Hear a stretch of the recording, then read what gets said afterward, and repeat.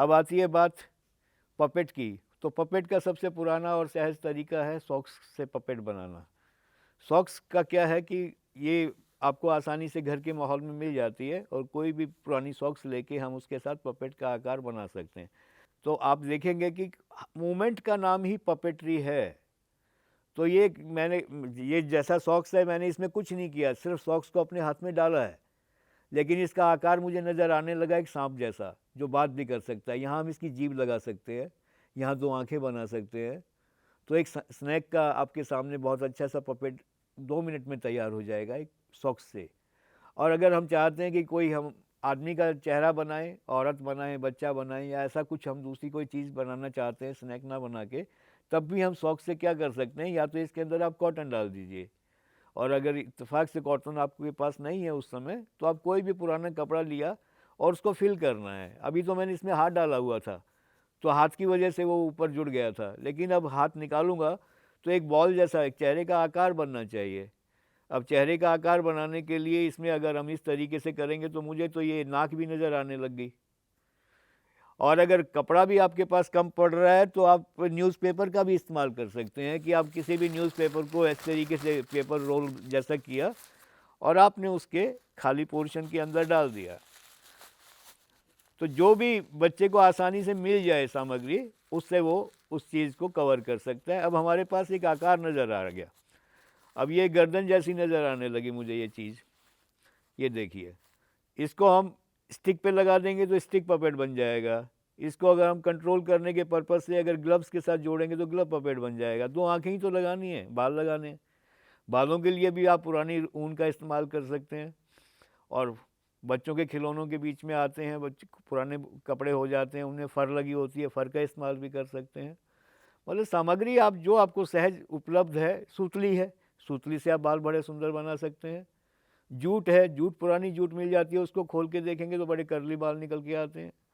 तो बहुत से तरीके हैं कि आप उस चीज़ को बना सकें। मतलब यह है कि सामग्री इतनी इम्पोर्टेंस नहीं है, इम्पोर्टेंस है कि आपके पास उसको करने का तरीका, आइडिया मिल जाए तो आप बना सकते हैं।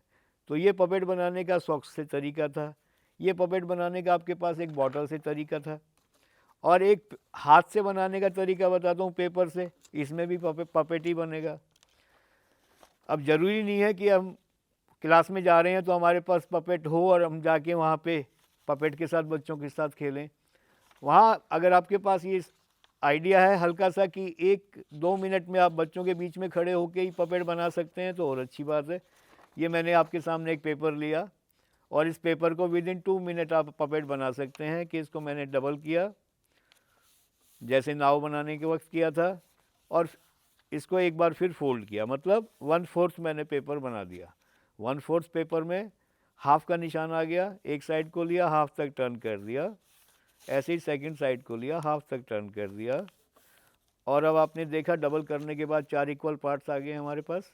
इसको अगर आप ऊपर से ऐसे खोलेंगे जुड़े वाले हिस्से को, तो नीचे एक ट्रायंगल बन जाएगा, जो हमारे को एक हट की आकार देगा। एक जैसे बच्चे हट बनाते हैं, झोपड़ी जैसा आकार मिला हमें।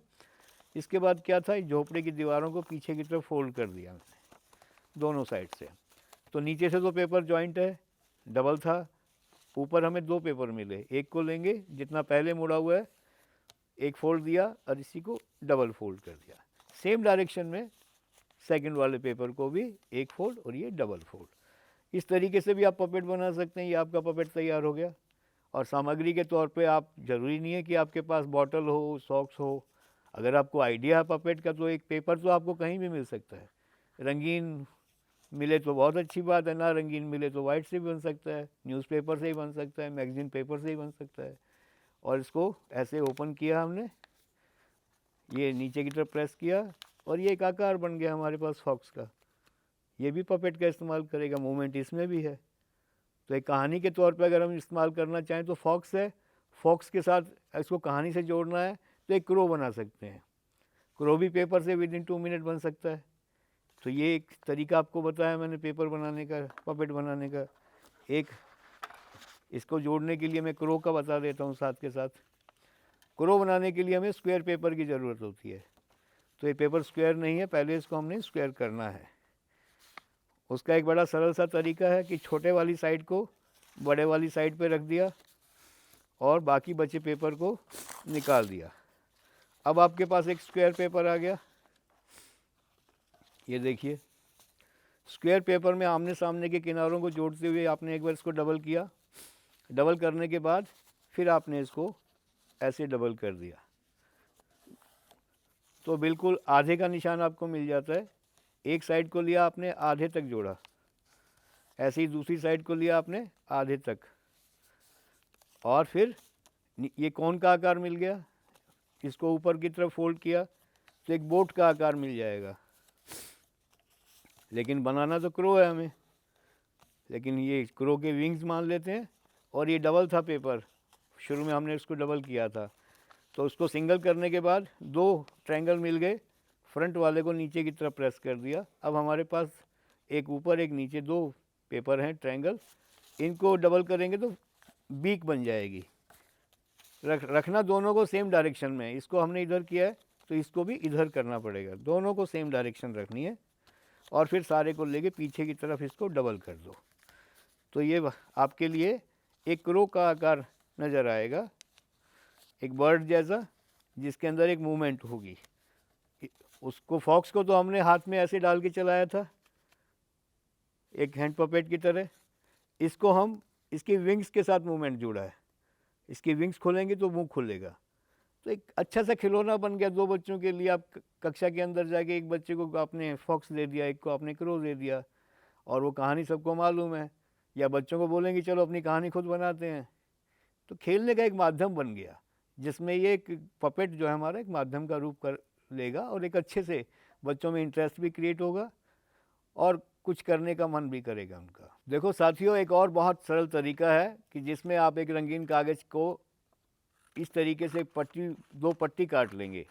मैंने पेपर को डबल किया हुआ है तो पट्टी दो एक साथ मुझे मिल गई। इसके लिए थोड़ा सा कागज़ जो है हार्ड होना चाहिए, तो हम पेस्टल पेपर को यूज़ कर लेते हैं। और दो पट्टी हमारे को एक साथ मिली तो इसको हम लास्ट में चिपका भी सकते हैं और जल्दी करने के लिए स्टेपल भी कर सकते हैं। एक आकार आपको ये मिल गया और इसमें आधे से थोड़ा ज़्यादा करते हुए मैंने इसको दो हिस्सों में काट लिया है। और सेकंड वाली इस पट्टी को मैं इस तरीके से फोल्ड करके जोड़ूंगा तो एक सर्कल बन जाएगा। ये आपके सामने इलिप्स की शेप आ गई और ये सर्कल आ गया। इलिप्स और सर्कल को अगर जोड़ देंगे तो एक बर्ड की बॉडी नज़र आएगी हमें, ये देखो। और ये जो बचा हुआ टुकड़ा है इसको अगर हम 3 फोल्ड कर देंगे तो लेग्स का काम करेगा। ये हमने इसको 3 फोल्ड कर दिया और इसके लास्ट में नीचे जहाँ लेग्स होती है वहाँ पे इसको हम जोड़ सकते हैं। तो ये हमारे पास एक तरीके से एक आकार मिल गया जिसको हम बर्ड की शेप कह सकते हैं। इसमें आपको ये तरीका अगर पता चल गया है तो आप किसी भी कलर का, अगर आप ब्लैक बना लिया तो क्रो बन गया, ग्रीन बना लिया तो आपने पैरेट बन गया, और अगर कलरफुल बना लिया तो बीक बन गई। और पेपर के काम में एक फ़ायदा ये भी होता है कि आप एक साथ एक से अधिक बना सकते हैं। अब जैसे इसके ऊपर मेरे को ये विंग्स बनानी है और पंख बनाने हैं, पूँछ बनानी है, अभी चोंच बनानी है इसकी। तो पंख बनाने के लिए तरीका हल्का सा ड्राइंग का अंदाज़ा मैं आपको बता रहा हूँ कि इस प्रकार देख लेते हैं कि हमारे को कितना बड़ा पंख चाहिए। तो वो जितनी बड़ी हमारी बॉडी है उसके हिसाब से हम पंख का आकार ले लेते हैं और इसको कागज़ पे हमने काट लिया। जो हमने ड्रॉ किया था उसको हमने कागज़ का अलग कर दिया। ये तो ये देखिए आपके एक साथ दो पंख बन गए। जितने लेयर आप पेपर की रखेंगे उतने एक साथ बन जाएंगे।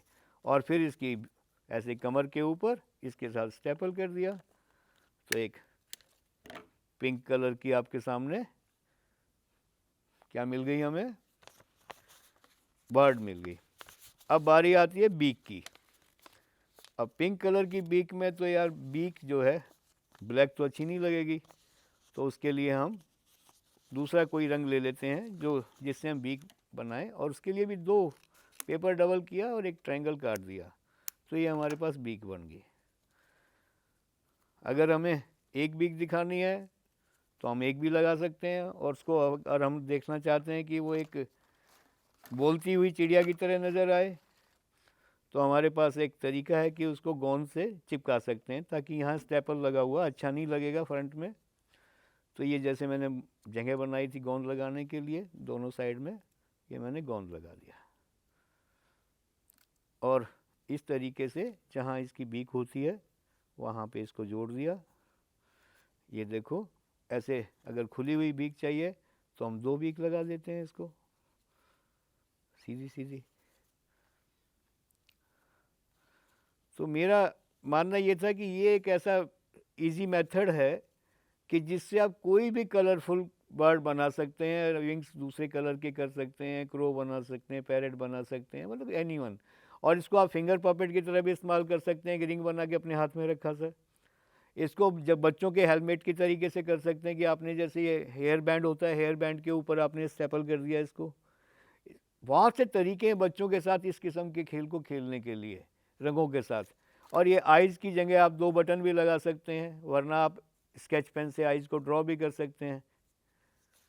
यहाँ पे अगर हम अच्छे से आइज़ बना लें तो हमारे पास ये एक ऑब्जेक्ट मिल जाएगा जिसको आप धागे से लटकाओगे तो हैंगिंग भी बन सकता है।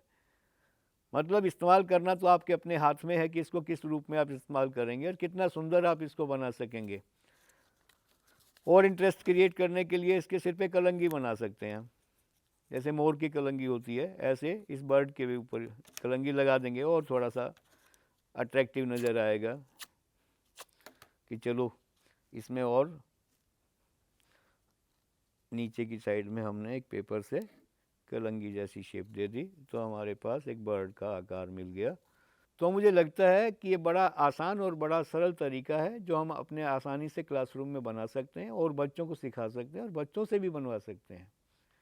और इतना सरल तरीका है कि बच्चे भी आसानी से इसको बना सकते हैं। So, you have seen how making and creating toys using waste materials is fun and easy, and you can use it for your classroom teaching learning processes. The paper toys help to understand the folding accurately, strengthen the fine motor skills, and help a child to know the shapes. It instills creativity among children and improves the attention span. Children also learn to follow instructions. For example, when the teacher is telling them, now fold the square piece of paper into a triangle, and then the second fold into a smaller triangle. It inspires critical thinking and promotes quality time. Paper toys offer endless possibilities as they fold, crumple, create with variety of papers. You may further make a collage using these paper toys and create a display board on transportation. For example, you can paste paper rocket, paper airplane, boat on the chart paper and let children draw and paint the rest of the scene around these paper toys. Later, ask them to label each of the paper toys. This will also enhance FLN. For older children, ask them to look at these paper vehicle board and write a few lines. Definitely, children are going to enjoy their creation and they will be happy to talk about it and write about it. This itself is a hands-on activity that would help you to observe and assess the children's learning of concepts and skills. Making a theme board using a variety of paper toys help children to target many learning outcomes. Above all, creating and designing toys using low-cost, no-cost materials spark joy among young children and promote learning of concepts and skills. Of course, young children need the support of the adults in creating toys from waste. So, engage children in such simple toy making and craft activities where you give freedom to the children and take their ideas instead of always making and giving them toys to play with. Rather, let them get involved with you and enjoy the play with their own creations.